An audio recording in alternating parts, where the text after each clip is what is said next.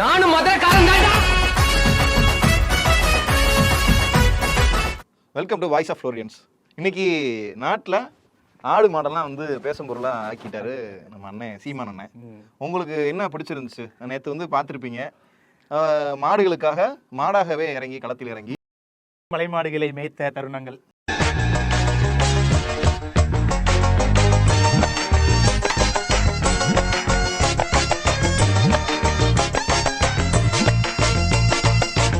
அதாவது உனக்கு சொல் புத்தியும் இல்லை, சொல் புத்தியும் இல்லை, எதுக்கு உனக்கு இந்த வேலை? மேயரை மாட்டை நக்கர மாடு கெடுத்த மாதிரி நல்லா இருக்க மனிதர்களை வந்து இந்த மாதிரி அரசியல் அறிவாளிகள் வந்து கெடுக்கிறது. கிரைமுக்கு எதிராக பேசிட்டு இருக்க நம்ம சீமான் அண்ணன் அப்பெல்லாம் பேசிட்டு இருந்தார் ஒரு காலத்துல. இப்போ வந்து அவரே கிரைம்ல இறங்கிட்டாரு.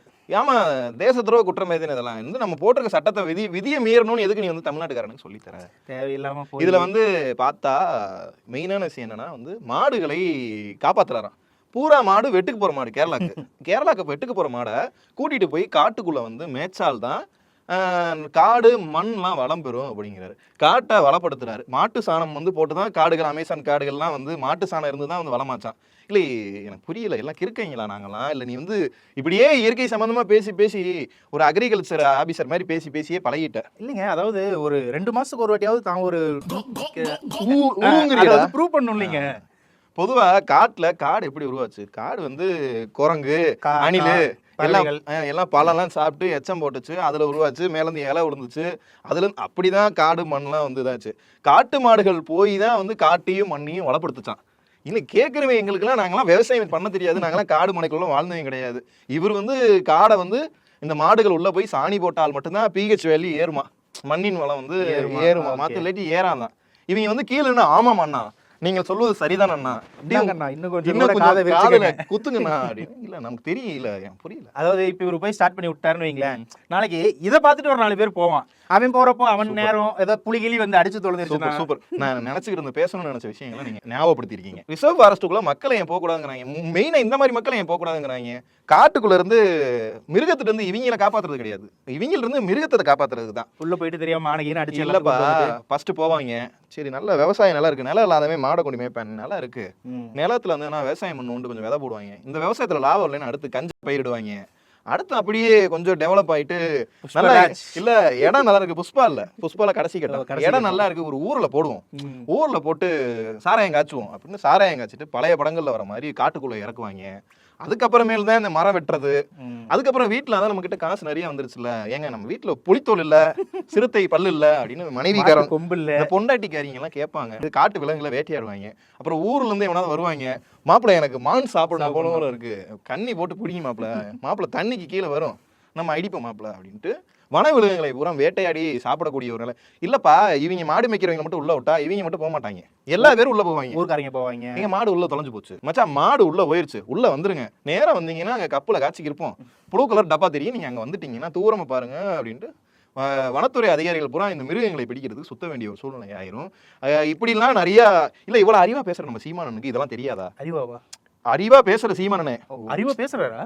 டேய் இல்ல, காப்பு காட்டுக்குள்ள வந்துட்டு நான் வந்து இந்த சமுதாய மக்கள், அதுலயும் கூட ஒரு ஜாதி அரசியல் தான், இந்த சமுதாய மக்களை ஆயர்குடி மக்கள் நான் காப்பாற்ற போறேன். காப்பாத்துறேன்னா ஃபர்ஸ்ட் உன் கட்சிக்காரன் ஒருத்தன் இது கேஸ் போட்டான்ல, அவனை தானே தூக்கி போட்டு மிதிக்கணும்.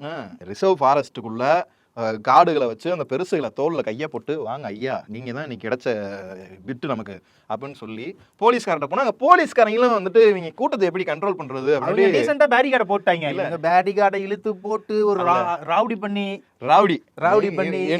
பண்றியா, நைட்டுக்கு தனியை போட்டு வந்து வெடப்ப கொடுத்துட்டு இருக்காங்க. அதுல வந்துட்டு அதுல போலீஸ்கார் வந்து யாருக்குமே இல்லாம, ஐயா நான் உங்களுடைய அக்ரிகல்ச்சர் பேசினா ரொம்ப பிடிக்கும், நீங்க நல்லா பேசுவீங்க, இது தப்புங்க ஐயா, ரூல்ஸ் மீறி பண்ணாதீங்க, ரூல்ஸ் அண்ட் ரெகுலேஷன் ஒன்று இருக்கு, இதை மீறுறதுக்கு நீங்களே வழி போடு. இப்ப இப்படி பண்ணிட்டா அடுத்து வரவன் என்ன பண்ணுவான்? நம்மளும் பண்ணலாம் போல, பண்ணலாம். Rules break the rules, my life my rules அந்த மாதிரி வச்சுக்கிட்டு இவங்க அநியாயம் பண்ணிட்டு இருப்பாங்க. சீமானே நீங்க செய்யறது டேய் தப்பு. நாட்டு மக்களுக்கு நீங்க நலன் தரும் நீங்க செய்யற விஷயங்கள் ஃபுல்லா வந்து ஒரு மாதிரி பம்போலேவா இருக்கு. இன்னும் அப்புறம் உங்களை வேற எதுனா யோசிச்சிருவாங்க. இல்ல இன்னொன்னு, சீமானனே தன்னை அரெஸ்ட் பண்ணி ஜெயிலுக்குள்ள அடைச்சு ஒரு ஃபேம் ஆக்கணும். இன்னொன்னு இந்த மாதிரி விஷயங்கள் பண்ணும்போது, போராட்டங்கள்லாம் பண்ணும்போது ஒரு நாள் தான் ஜெயிலுக்குள்ள தூக்கி போடுறாங்க. காலையில புடிச்சாங்கன்னா சாயந்தரம் கல்யாண மண்டபத்துல அடைச்சிட்டு வச்சிருக்காங்க. இவங்க கேஸ போட்டு உள்ள தள்ளி ஒரு 1.5 வருடம் சிறைக்குள்ள வந்து புத்தகங்களை நிறைய படிங்க நான் அண்ணா சொல்லியிருக்காரு. அடுத்த வாட்டி கொம்பு பக்கமே கை போகாது. இல்ல இவங்க பண்ணதே பெரிய தப்பு தான். அது என்ன, இது வந்துட்டு கமெண்ட்ல வந்துட்டு நாம் தமிழர் குஞ்சுகள் வந்துட்டு எங்க அண்ணா யார் தெரியுமா? குஞ்சுகள் வந்து அனில், இவங்க வந்து ஜாம்பிஸ். அண்ணா எங்க அண்ணா யார் தெரியுமா? எங்க அண்ணாவுடைய அறிவுக்கு முன்னாடி அவர் எவ்வளவு பெரிய ஆள் தெரியுமா? அவர் வந்து இளங்கலை பட்டம், முதுகலை பட்டம்லாம் ஆக்ஸ்போர்ட்ல முடிச்சுட்டு வந்திருக்காரு. அப்படிங்கிற அளவுக்கு ஆம கதையெல்லாம் இப்படி ஆம கதை, ஆம ஒட்டு கதை இதெல்லாம் சொல்ல முடியுமா? என்ன பேசுறீங்க? எவனாவது காட்டுக்குள்ள இருக்க மண்ணு வந்துட்டு மாடு சாணம் போட்டு தான் வந்து உரமாகி அந்த மண்ணோட வளம் ஏறுதுன்னு பேசுனா, அப்ப அங்க இருக்க குருவி இதெல்லாம் கொண்டுடலாமா? அப்ப அணில் குரங்கெல்லாம் சாப்பிட்டு போற எச்சத்துல வந்து மரம் வர்றது கிடையாது. அங்க வேற எதுவும் சாணியே போறது இல்ல, மாடு மட்டும்தான் சாணி போடுது. இல்லப்பா இப்ப இதான் சொல்லணும். இப்ப மாடை கொட்டி வந்திருக்கேன், மாடை வச்சு தான் பேசுவாரு. நாளைக்கு குரங்குக்குதுன்னா குரங்கு சாணியில தான் வந்து பணம் வருது. அடுத்து ஏதோ மரத்துக்கு வந்து மாநாடு அப்படிலாம் அறிவிச்சிருக்காரு போல. தெரியல, மாட்டு மாநாடே வந்து ஒரு மாதிரி. அதுலயும் அந்த பெருசு வந்து உள்ள போகாதீங்கன்னு சொன்ன பழைய வீடியோ எடுத்து போட்டு வைரல் பண்ணிட்டு இருக்கானுங்க. தப்புன்னு சொல்லி கொடுக்குறவன் தான் தலைவன். ரூல்ஸ் அண்ட் ரெகுலேஷன் போட்டிருக்காங்க. நீ ஒருத்தன் மட்டும்தான் நீ எல்லாமே புரட்சி பண்ணி வாங்கிடலாம், உடச்சு வாங்கிடலாம் அப்படின்னா, அப்ப இப்ப இன்னைக்கு என்ன விட்டுருப்பாங்க நினைக்கிறீங்களா? விட்டுருக்க மாட்டாங்க. இப்ப இன்னைக்கு வந்து போக முடியாது அவங்களால. இன்னைக்கு ஒரு நாள் போனாரு சீமானன், போய் வந்து இதெல்லாம் பண்ணி 7.5 எடுத்து விட்டு மீடியா ஃபேம் ஆகுறாரு. இன்னைக்கு என்ன காப்பு கார்டு ஓட போறாங்க? மாட்டாங்க. இல்ல இன்னைக்கு போனா எப்படி விடுவாங்க? ஏன்னா அவங்களுக்குன்னு ஒரு ரூல்ஸ் இருக்கு. அந்த இடமே காப்பு கார்டு உள்ள வரக்கூடாதுன்றப்ப வந்து நீங்க போனோம்னா விட்டுட்டாங்க. சரி ஓகே, இது சொன்னாலும் கேட்காது, போய் அனுபவிச்சுக்கிட்டு சொல்லி விட்டுட்டாங்க. இப்ப அதுக்கப்புறம் சீமானன் நேற்று வந்துட்டாரு, மாடெல்லாம் நம்ம கொண்டு போய் மேய்ச்சிக்கலாம் அப்படின்னு போயிருந்தாலும் விட மாட்டாங்க. இன்னும் அதை ஒரு வீடியோ எடுத்து அதை ஒரு ட்ரெண்ட் பண்ணி, இல்லப்பா இதெல்லாம் வந்து மீடியா ஃபேமுக்கு அண்ணன் வந்து செஞ்சுக்கிட்டு இருக்காரு. இதெல்லாம் சொன்னா நம்பக்கூடிய அளவுக்கு அறிவாளிகள் இங்க நிறைய பேர் குறைவா தான் இருக்காங்க. ஒரு சமுதாயத்தை சார்ந்தவங்களை கூட்டிட்டு வந்து உங்களுக்கு நான் வந்து இதெல்லாம் பண்ணி தரேன் அப்படின்னு சொல்லிட்டு இந்த அழகுமுத்துக்குன் பிறந்தாலும் நினைவு அன்னைக்கு ஆரம்பிச்சதுக்கு அப்புறம் இன்னைக்கு வந்து அதுக்கு வந்து இது பண்றேன் அப்படின்னு சொல்லிட்டு மாநாடு வந்து மாடுகளை மேய்ச்சல் நிலத்தில் நாங்கள் மேய்க்க மாட்டோம், மலைகளில் தான் மேய்ப்போம். அந்த வந்து இந்த மலைகளில் மேயக்கூடிய மாடு தான். மாடு வந்து புல்லு போட்டா வீட்டுல கூட தான் சாப்பிடும். அந்த பீஃப் தானே அவருக்கு ரொம்ப பிடிக்கும். அப்படி சாப்பிட்டு இப்படி போங்க ரெக்கையை விரிச்சிட்டு பாரு, வெட்டுக்கு போற மாடு. ரைட்டு, இவங்க என்ன விவசாய மாட்டையா கொண்டு போய் மேய்ச்சிட்டு இருக்காங்க? எவனா பசுமாட்டை கொண்டு மலையில ஏற்றி மேய்க்க முடியுமா? இப்போ பார்க்குற எல்லாருமே வந்து கிராமத்துல யாருமே இருக்கல. இவங்க கிராமத்துல இருக்கவங்களுக்கு தெரியும். இவங்க சிட்டி லைஃப்ல இருக்கவங்க அப்புறம் அண்ணன் வந்து மாட்டுக்காண்டி போராடுறாரு. என்ன மாட்டுக்காண்டி போறாரு? அவன் பீஃப் திங்கறதுக்காக அவன் போராடிட்டு இருக்காரு. ரைட்டு, வந்து நல்லதை சொல்லி தரணும்ல. அதுக்கப்புறம் அண்ணன் போராடிட்டு காலையிலேயே வந்து கம்போட பெரிய ஐயாக்களோட போராடிட்டு, நன்றி ஐயா வந்ததுக்கு, இந்தப்பா உன்னால ஆயிப்போச்சு, ஆனது ஆயிப்போச்சு, தேங்க்ஸ். அவரும் வந்து தேங்க்ஸ் சீமான் சார், நாங்க இனிமேல் காலையில வந்து மாடை மேய்ச்சிக்கிறோம் அப்படின்னு. இவங்களுக்கு ஒரு மாதிரியா தான் இருக்கு. அப்படியே போட்டோம், இதை விடுங்களேன், சீமானனை விடுங்க. அடுத்து சீமானனே வாழ்த்துக்கள்ண்ணே, நீங்க இந்த மாதிரி புரட்சி போராட்டங்கள் நிறைய பண்ணும். தேவையில்லாத போராட்டங்கள்லாம் நிறைய பண்ணிட்டீங்க, தேவை உள்ள போராட்டம் கூட பண்ணுங்க. அடுத்து வந்து அன்பார்ந்த எடப்பாடி ஐயா, அன்பார்ந்த ஓபிஎஸ் ஐயா, அன்பார்ந்த நயினா நாகேந்திரன் ஐயா, இவங்க 3 பேத்துக்குள்ள என்ன நடக்குதுன்றதே ஒரு ரொம்ப ஒரு புரியாத புதிராவே இருக்கு. என்ன புரியாத புதிர்? எனக்கு புரியல. நீ ரொம்ப ஹைப் ஏத்திடுறிய, புரியாத புதிர். ரொம்ப பிடிக்குமா அவரை? இல்ல அப்படிதான் இல்ல, உண்மையாலுமே அது புரியாத புதிரா இருக்கு. இவர் என்னடா நான் உங்களை என்கிட்ட சொல்லியிருக்கலாம்ன்றாரு. அவரு பொட்டு மெசேஜ் எடுத்து காட்டிட்டாரு. மெசேஜ் வந்து எதுக்கு எடுத்து காமிக்கிறாரு? இல்ல நான் கேட்டேன் நம்புங்கடா அப்படின்ற மாதிரி. இல்லப்பா சொல்லணும்ல, அவரு 2 நாளைக்கு முன்னாடி போய் கேட்டா எப்படி முடியும்? பிஎம் வந்து பாக்கணும்னு ஓபிஎஸ் கேட்டிருக்காரு, உடல. ஓபிஎஸ் கடுப்பை போயிட்டாரு. இவங்க பூரா இல்ல அண்ணன் என்கிட்டயே கேட்டிருந்தா, நயினார் வந்து என்கிட்ட கேட்டிருந்தா நானே ஏற்பாடு படுத்தி கொடுத்துருப்பேன்ல அப்படின்னு சொன்னாட்டி இவரும் இது பண்ணி பார்த்தாரு. அது வேணா அவங்க அந்த ஆள் ஓபிஎஸ் சும்மா இல்லப்பா, அந்த என்டிஏ கூட்டணி என்ன கூட்டணி, அதுல இருந்து வெளியே வர வரைக்கும் வாயை திறக்கல. வெளியே வந்துட்டு பாரு, நான் 2 நாளைக்கு முன்னாடி மெசேஜ் அனுப்பிச்சிருக்கேன், அதுக்கு முன்னாடி அந்த வாய் திறக்கல. இப்பதானே வெளியே விட்டாரு. பஸ் நீயும் கொஞ்சம் ஜாலியா தான் இருப்பீங்க போல. பஸ் கோபி சொல்ற மாதிரி தான் தெரிஞ்சுதான் பண்றீங்க, இல்ல தெளிவா தான் இருக்கேன். அப்ப 2 நாளைக்கு இப்பதான் சொல்றாரு அவரு. ஏன் அன்னைக்கே சொல்லிருக்க வேண்டியதானே, இந்த மெசேஜ் காட்டிருக்க வேண்டியதானே? நயினார் சொன்ன அன்னைக்கு அப்ப கூட்டணியில் இருந்தாங்க, பண்ண முடியாது. அரசியல்வாதி எவ்வளவு அரசியல் நாகரிகத்தை கடைபிடிக்கிறார் பத்தியில. அதான் வந்துட்டு நயினார் இந்த மாதிரி கேட்டேன். நயினார் நீ விடல, இப்போ வந்து ஊர் ஊரா வந்து நாங்கள் அண்ணன் என்கிட்ட சொல்லி தான் பண்ணும். இப்போ என்ன பிரச்சனைனா, அவங்க வெளியே வந்துட்டாங்க, ஓபிஎஸ் டீம் வெளியே வந்துட்டு போய் திமுக காரங்களை போய் சந்திக்கிறத பார்த்தொட்டி அவங்களும் கொந்தளிக்கிறாங்க. தமிழிசை அக்கா ஒரு பக்கத்து கொந்தளிக்கிறாங்க. ஆனா நடக்கிறதெல்லாம் பார்த்தா பனை ஒரு பக்கம் வண்டி போற மாதிரி சில பேர் சொல்றாங்களே. இப்படியே நம்ம கிழிச்சிட்டு தெரிய வேண்டியதான். எனக்கு தெரியல இந்த வருஷம் என்ன பண்ண போறாங்கன்னு தெரியலப்பா. ஒரே ஃபன்னா போயிட்டு இருக்கு, எல்லாம் பயங்கர ட்விஸ்ட் அண்ட் டர்ன்ஸா வச்சுக்கிட்டு இருக்காங்க. அந்த அம்மா வந்து தேமுதிகாரங்க வந்துட்டு இவங்க அவர் ஏன் கூட வந்து நான் ஏத்துக்கிறேங்கிறது, இவங்க இதுக்கு வந்தா இவர் திரும்ப வந்து திமுக ஓபிஎஸ் வந்து ஒரு பிரச்சனை இல்லைங்கிறாரு. அங்கிட்டு பார்த்தா அவங்க பனையூர்ல அவங்களுடைய ஃபன் வேற மாதிரி இருக்கு. இங்க பார்த்தா பாமக அப்பாவும் பையனும் பண்ற அடிச்சாட்டியங்கள் ரொம்ப மோசமா இருக்கு. அந்த மனுஷன் சாவடிக்கிறாரு. சரி இதெல்லாம் இருக்கட்டும், நம்ம இது கடைசியா வருவோம். இப்ப நடுவுல பாத்தீங்கன்னா ஐயா வந்து திருநெல்வேலிக்கு, இபிஎஸ் ஐயா திருநெல்வேலிக்கு நல்லா அப்படியே ட்ரோன் ஷோலாம் பண்ணாங்களாமே.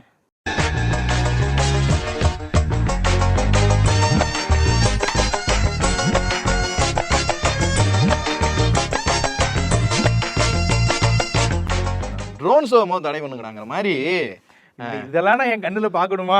அதுல ட்ரோன்ல ஃபர்ஸ்ட் இது வந்து சிஎம் 2026 அப்படின்னு போட்டு வருது. இப்ப சிஎம் ஆள்ல அந்த ட்ரோன் ஷோ எடுத்தா போடுவாங்க. ட்ரோனு கொடுத்தா காசு வேஸ்ட். கருப்பு கொடியில காமிச்சிருக்காங்க.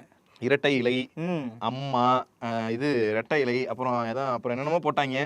போட்டுட்டு அவர் வீட்டுல விருந்து சாப்பிட திருநெல்வேலிக்கு போகும்போது விருந்து, நல்ல விருந்து, ஆடி 18 முன்னிட்டு, ஆடி 18 முன்னிட்டு கறி விருந்து கலந்து கொண்டு எடப்பாடி ஐயா ஜாலியா என்ஜாய் பண்ணிட்டு பஸ்ஸுக்குள்ள நீங்க அந்த காலையில இருந்து மக்களே இவருக்கு என்ன வெறுப்புனா எடப்பாடி ஐயா 1.5 டன் ஏசி பஸ்ஸுக்குள்ள போட்டிருக்காரு. ஏசி இல்ல ஏன்னா நீங்க மல்டி மில்லியன் சொல்லிக்கிட்டு இருக்காங்க ஊர் போட்டு விவசாயம் பண்ணிட்டு. இப்படி வேற ஒரு குரூப் சொல்லுதா? ஏன்னா காலையில தான் காலக்கண்ணு என்ன போட்டுச்சா அதுன்னு பேசிட்டு இருந்தேன். 5 அந்த மாடை 2 லட்ச ரூபாய்க்கு தள்ளி விட்டுருங்கம்மா, அது ஒன்னும் சேட்டா மாட்டேதுமா, 2-3 செனட்டுக்கு இருந்த டேய் ஏசி சொல்லுங்க. நீங்களாம் என்னடா ஊர் போக்கிட்டு 6 டிராக்டர். எனக்கு என்னமோ அந்த பஸ்ஸை பார்த்தா என் பேரு மீனா குமாரி அந்த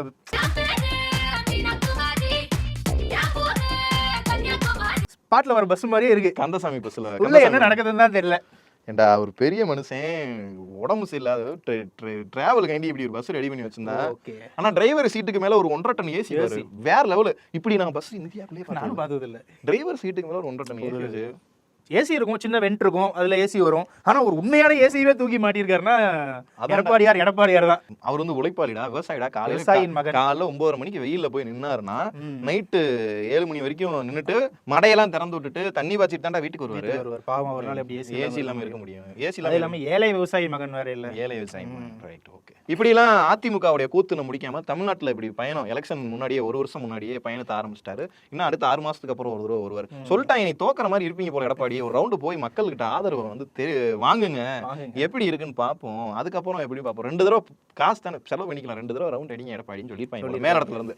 அவங்க பிளான் பாத்தியா, பயங்கரமா பாத்தியா, 2 தடவை போங்க, அங்க போங்க, இங்க போங்கன்னு போட்டு பெரிய மனுஷனை சுகரை வைத்துக் கொண்டு கஷ்டப்படுத்தி இருக்காங்க. இப்படி போயிட்டு இருக்க மதுரையில வந்து இப்பதான் வந்து முருகன் மாநாடுன்னு ஒன்று போட்டு அதுல வந்து இஸ்லாமியரை பத்தி பேசி ஜாதி வெறியை பேசி மக்களை குழப்பினதெல்லாம் இல்லாம இப்ப புதுசா நம்ம எச்ராஜா வந்து ஒரு இதை கையில் எடுத்திருக்காரு. எதை கையில் எடுத்து படம் நடிக்கிறாரு. படத்துல என்ன, படத்துல வந்து ஜாதி அரசியல் சம்பந்தப்பட்ட படமா? கண்டிப்பா. இவங்க நடிச்சாலே அப்புறம் அந்த இதோட எப்படி இருக்கும்ன்றது எடுத்துக்கோங்க. ஸ்கிரிப்ட் ரைட்டர் மாதிரி சொல்லிக்கிட்டு இருக்க. அவர் என்ன தவறானவராகவே அவர் சித்தரிக்கிறியா? அவா அப்படி கிடையாதுடா. அவர் என்ன, நீ என்ன நேரமும் தவறானவரா சித்தரிச்சுட்டு இருக்க? அவர் அந்த கட்சியில ஒரு மூத்த தலைவர் அவர் வாய்ஸ் வந்துட்டு இருக்கா. மூத்த தலைவர் வந்து எப்படி பேசுவாரு, நீ இஸ்லாமியரா? எனக்கு பிடித்த விஷயமே அவருடைய அந்த இதுதான். அந்த வண்டியில நான் ஏற மாட்டேன், நாய் பிடிக்கிற வண்டி. எனக்கு ரொம்ப பிடிச்ச சீன் அது. அந்த படத்துக்கு நான் போக மாட்டேன், அந்த படத்துல நாய் நடிச்சிருக்குன்னு சொல்லுவாங்கன்னு நினைக்கிறேன். அதுக்கப்புறம் இந்த படத்தோட பேர் என்ன, கந்தன்? ஏதோ கந்தனா வழிபாடு கந்தன் கருணையே ஏதோ பேரு. கந்தன் ஆரம்பிச்சது, டைரக்டர் பேரும் முருகன் வந்துச்சு. ஏதோ ஒரு கந்தன் போட்டு வேல் போட்டு ஒரு மீசையோட போட்டுட்டு எனக்கு தெரிய அவரோட மீசை வந்து மேட்ச் ஃபவுண்டன்லாம் எடுத்து போட்டிருந்தாங்க, செமையா இருந்துச்சு. இல்ல இது வந்து அந்த படத்துல எனக்கு தெரிய முருகனாகவே நடித்து முருகன் வந்து இஸ்லாமியர்கள் தவறாக உள்ளே நுழைந்து விட்டார் அப்படின்ட்டு இஸ்லாமியருக்கு எதிரான தன்னுடைய போராட்டத்தை வழி நடத்திக்கிட்டே இருப்பாரு. குட்ட குழப்பி ஏதோ பண்ண போதுரா, குட்ட குழப்பி என்னன்னா சினிமா சேர்ந்திருக்கும் பண்றாரு. நீங்க ஏன் அதை தவறா மனிதர்கள் பூரா என்ன தவறா? இது இல்லாம இப்படி எடப்பாடி இங்கிட்டு போக நயினார் இப்படி பிரச்சனை. நேத்து வந்து பாத்தீங்கன்னா நம்ம தலை அஜித் வந்து 33 ஆண்டுகள் நிறைவு பண்ணது சும்மா இல்லாம ஆடி 18 முன்னிட்டு இரவு நேரத்துல ஒரு லெட்ரு. நான் ஒரு அஜித் ரசிகர் தான், இருந்தாலும் அந்த லெட்டரை படிச்சு பார்க்கும்போது எதுக்குன்னா இந்த லெட்டர் போட்டீங்க அப்படின்ட்டு மனதுக்குள்ள தோணினாலும் அதில் என்ன சொல்லியிருக்காரு, முக்கியமான கருத்து. இந்த அஜித் ரசிகர்கள் பூரா எடுத்துக்கிட்டு டிவி காரங்களை அடிச்சுக்கிட்டு இருக்காங்க. இது அரசியல் இருக்கிறதுனால சொல்கிறேன். அவர் அஜித் வந்து மக்களை பயன்படுத்தாதீர்கள் அப்படின்னு. நான் மக்களை பயன்படுத்தினது கிடையாது. 33 வருஷம் எனக்கு ஏற்றம் இறக்கம் எல்லாம் இருக்குது. நான் ஆக்சிடென்ட் ஆனேன், உடல் வலி, மனவலி, தோல்வியில் நிறையா சந்தித்தேன். இப்படி எல்லா நேரத்துலையும் எனக்கு கூட இருக்க எல்லாத்துக்கும் நன்றி, என் ஒய்ஃபுக்கு நன்றி, குழந்தைகளுக்கு நன்றி. நான் இந்த மாதிரி ஸ்போர்ட்ஸுக்காண்டி தமிழ்நாட்டுக்கு விழிப்புணர்வு வரதுக்காண்டி இந்த வயசுலேயும் ஸ்போர்ட்ஸுக்கு போயிருக்கேன். உடம்புக்கும் ஸ்போர்ட்ஸுக்கு சம்மந்தம் கிடையாது, மனசுக்கும் ஸ்போர்ட்ஸுக்கு அப்படி இப்படின்னு எல்லாம் சொல்லி முடிச்சுட்டு மக்களை பயன்படுத்தாதீங்க அப்படின்னு சொல்லிட்டு இவங்க அஜித் ரசிகர்கள் ஃபுல்லாக டிவி காரங்களை அப்புறம் டேக் பண்ணி தலைவன் பாரு மக்களை பயன்படுத்தி ஏமாத்திக்கிட்டு இருக்கேன், என்னை தலைவனாக்குன்னு சொல்லிக்கிட்டு இருக்கான், ஏன் தலைவனை பார், இப்படித்தாண்டா வாழணும் மனிதனா அப்படின்னு சொல்லி இது ஒரு பெரிய கூதல். நேத்து 2 பேரும் அடி நடிச்சிட்டு இருக்கீங்களா? இது ஒருத்தங்க அனுப்புனா, ஏன்பா ஏன்ப்பா எனக்கு அனுப்பி இருக்கிறது, என்னப்பா சொல்ல வந்திருக்காரு, அது சூசைட் லெட்டர் மாதிரி இருக்குப்பா. இல்லடா நன்றி சொல்லியிருக்காரா, 33 வருஷம் இவரையும் ஓட்டுறாங்க, விஜய் ரசிகர்கள் இதையும் ஓட்டுறாங்க. என்னடா அந்த லெட்டர் எப்படி இருக்கு அப்படி, என்னடா அதுல ஒண்ணும் இல்ல தூக்கி போட்டுரு, அவ்வளவுதான், அதுல ஒண்ணும் இல்ல கீழே போட்டுரு, அவ்வளவுதான் அப்படிங்கிற மாதிரி. அப்படின்ட்டு ஒரே கூத்தா போயிட்டு இருக்கு. அரசியல் களம் வந்து காலையில வந்தாலே ஒரு சனி நேரம் லீவ் விட்டாலே அது நல்ல கண்டென்ட்டா கொண்டு வந்துடுறாங்க. சீமான் அண்ணன் தான் சூப்பர் அண்ணே. அண்ணாமலை இல்லாத குறைய சீமான் அண்ணன் அப்பப்ப செமையா தீர்த்துட்டு இருக்காரு. அடுத்து பாமகல ஏதோ சம்பவம் நடக்க போகுது. அவரு அன்புமணி போட்டோ போடாம அவர் ஏன் இப்பெல்லாம் தொப்பி இல்லாம வெளில வர மாட்டேங்கிறாரு தெரியல. அது வெயில் டைம்டா, நீங்க ஏன்டா அதெல்லாம் கவனிக்கிறீங்க? என்ன பேசுறாங்கன்னு மட்டும் விஷயத்தை மட்டும் கவனிங்கடா. அப்புறம் உங்க ஊர் பக்கிட்டு அந்த குரு பூஜை பண்ணாங்களே. ஆமாங்கண்ணா. ஏனுங்கண்ணா என்ன காரெல்லாம் பொலுரெல்லாம் ஆட்டிட்டு இருக்கானுங்க.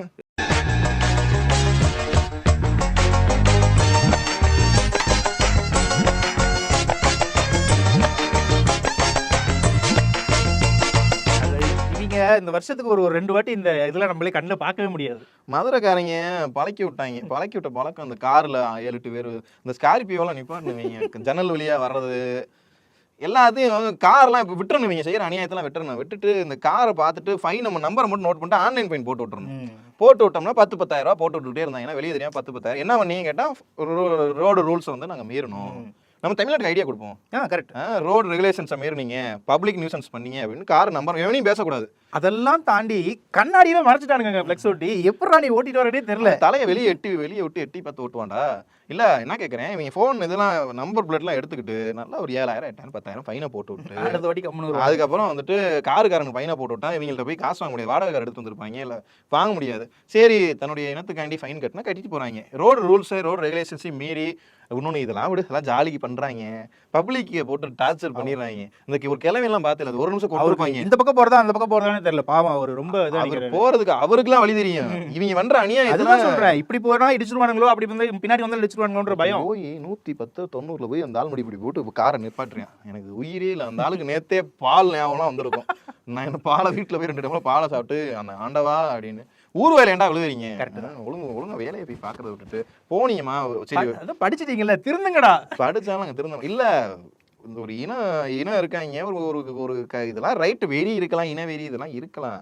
நியூசன்ஸ் பண்ணி நம்ம பூமர் மாதிரி ஆக்குறாங்க. நம்ம போய் எங்கன்னா விழுந்து சாகுங்கடான்னு சொன்னாதான் இவங்களுக்கு பிடிக்கும். என்னமோ பண்ணுங்கடா. இவங்க மதுரைக்காரங்கன்னு இந்த வேலையை பார்ப்பாங்க. குரு பூஜைக்கு இந்த அநியாயம் பண்ணுவாங்க. அன்னைக்கு நாள் ஃபுல்லா பண்ணிட்டு இருப்பாங்க. இந்த குரு பூஜை கல்ச்சர் மாறுற வரைக்கும் நம்ம நாடு அப்படித்தான் இருக்கும். கண்டிப்பா குட்டி அப்பதான் குட்டி பீகாரியன்ஸ் வெளிப்பாட வெளியே காமிச்சிடுறாங்க. சரி தலைவா, இன்னைக்கு என்னோட முடிச்சுக்கலாம் போதுமா?